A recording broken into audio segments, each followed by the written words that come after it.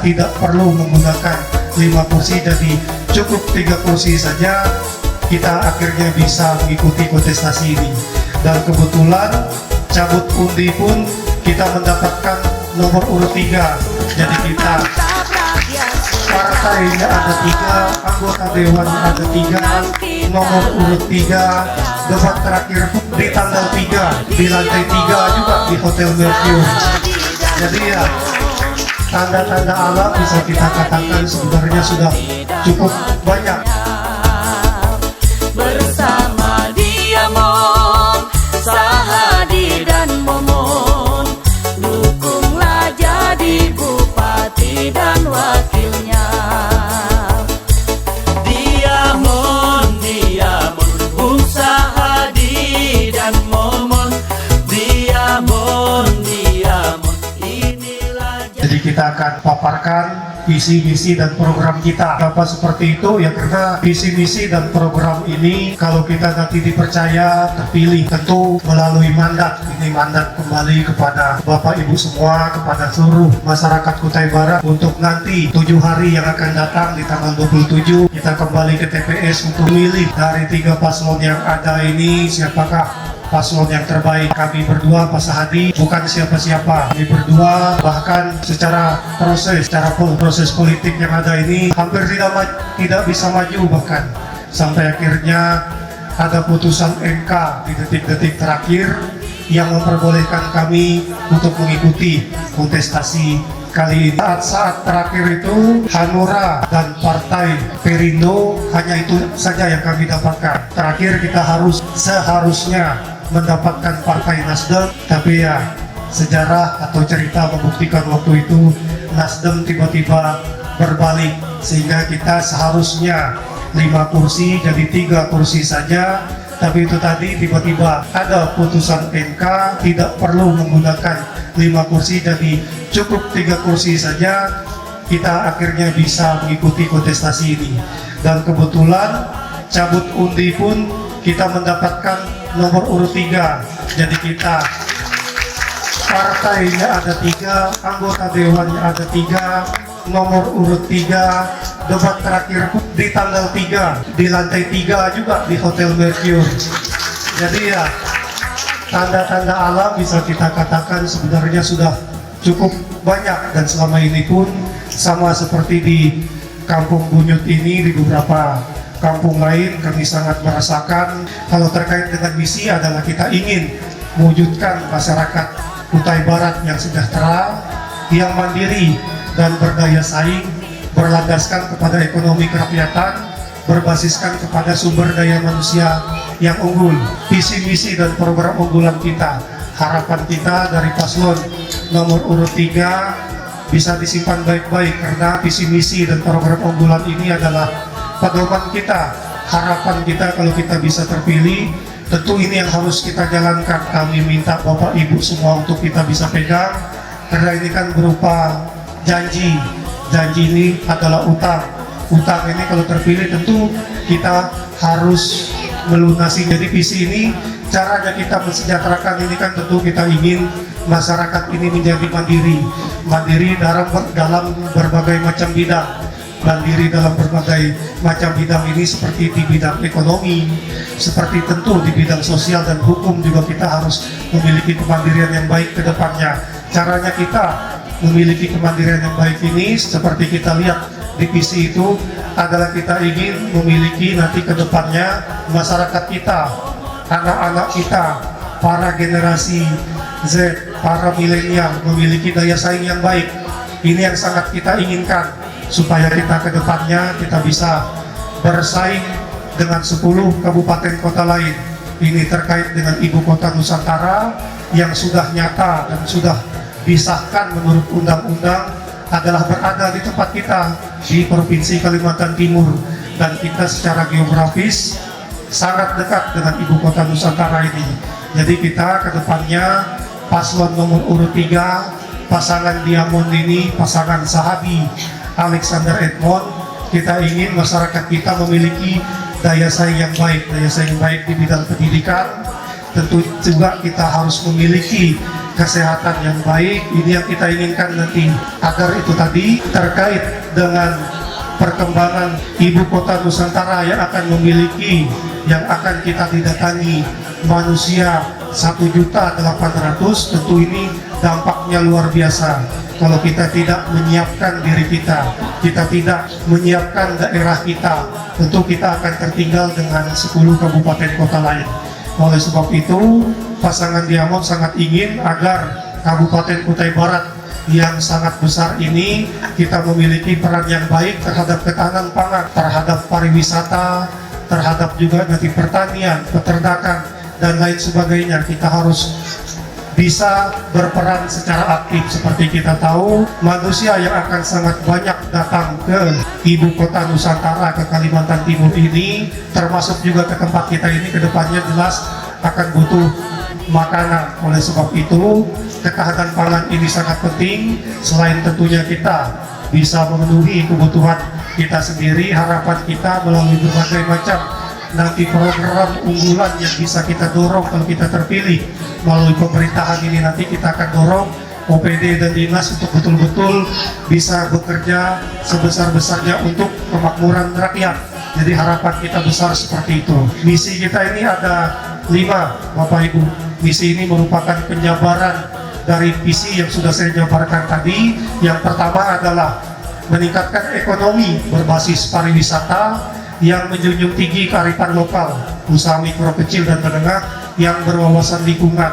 Nah, kita percaya Kabupaten Kutai Barat ini kita memiliki banyak sekali tempat wisata yang luar biasa, dan kami percaya bahwa untuk peningkatan pendapatan asli daerah, kita mesti mengembangkan, kita mesti mendorong pariwisata kita betul-betul memiliki fasilitas yang baik ke depannya. Karena seperti kita tahu, ini yang sebenarnya masih kurang, dan kita ingin mendorong nanti pemerintah agar memiliki fasilitas pariwisata yang baik. Karena itu tadi, selain ketahanan pangan, tentu kita harapkan nanti masyarakat atau wisatawan dari IKN ataupun wisatawan mancanegara bisa datang ke tempat kita dan mendapatkan tempat-tempat wisata yang luar biasa, yang sebenarnya secara alam sudah banyak dan tinggal kita tingkatkan. Ini yang perlu didorong oleh pemerintah agar kita memiliki tempat yang baik, tempat yang sangat representatif, agar nanti orang bisa nyaman, orang bisa kembali lagi. Dan kembali lagi ini nanti artinya ekonomi kita akan bergerak. Seperti kita lihat di Bali, Bali ini kan tidak memiliki sumber daya alam, hanya mengandalkan pariwisata. Nah, karena pariwisata ini adalah tempat yang menarik di suatu wilayah, tentu orang bisa kembali lagi. Nah, ini harapan kita, ekonomi bisa bergerak. Di situ akan terjadi banyak sekali hal yang bisa kita kembangkan ke depannya. Bisa banyak yang hal bisa kita jual, lalu begitu juga kebudayaannya, begitu juga terkait dengan kearifan lokal. Lalu usaha mikro, kecil, dan menengah ini tentu kalau pariwisata ini bisa bangkit, kerajinan tangan, ukiran, kita bikin pakaian, lalu adat, tari-tarian, karena kita kan terdiri dari berbagai macam suku, terdiri dari berbagai macam budaya.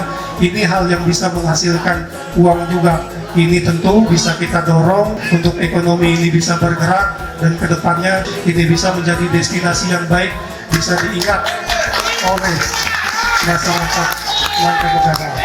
Lalu misi kita yang kedua adalah meningkatkan aksesibilitas dan koneksivitas kebutuhan dasar masyarakat. Ya, konektivitas dan aksesibilitas ini terutama adalah mengenai kebutuhan akan jalan, karena ini adalah kebutuhan utama, kebutuhan dasar. Tentu akses jalan, konektivitas terhadap juga jalan utama ataupun jalan ke usaha tani, ini yang akan kita tingkatkan. Kalau di daerah lain, jalan-jalan utama seperti kita lihat di zaman pemerintahan yang lalu sudah cukup banyak terbangun. Jalan-jalan kampung sudah banyak terbangun, jalan-jalan akses kecamatan dari kampung ke kampung kalau kita lihat sudah cukup baik. Nah, kedepannya yang perlu kita tingkatkan adalah jalan menuju tempat usaha, jalan menuju usaha tani. Makanya oleh sebab itu tetap UMKM, tetap pariwisata, tetap ekonomi kerakyatan ini yang ingin kita dorong.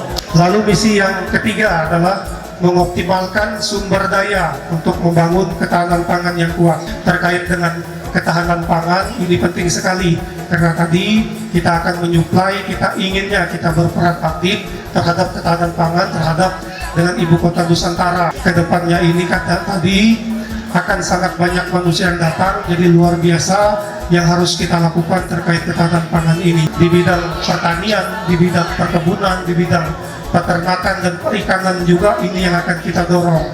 Jadi kedepannya kalau kita pasangan Sahadi dan Alexander Edmund bisa terpilih, kita akan sangat mendorong karena ini terkait dengan ekonomi kerakyatan. Harapan kita, inginnya kita masyarakat memiliki peran yang sangat aktif terhadap dengan apa yang dianggarkan oleh pemerintah, agar kita ke depannya betul-betul bisa OPD dan dinas-dinas terkait ini betul-betul kita dorong untuk betul-betul untuk kesejahteraan masyarakat. Ya, oleh sebab itu saya yakin Pak Sahadi, karena beliau memang 24 tahun di pemerintahan dan beliau memang mengerti apa permasalahan di pemerintahan selama ini. Beliau sudah memiliki solusinya, beliau sudah mengetahui permasalahannya apa.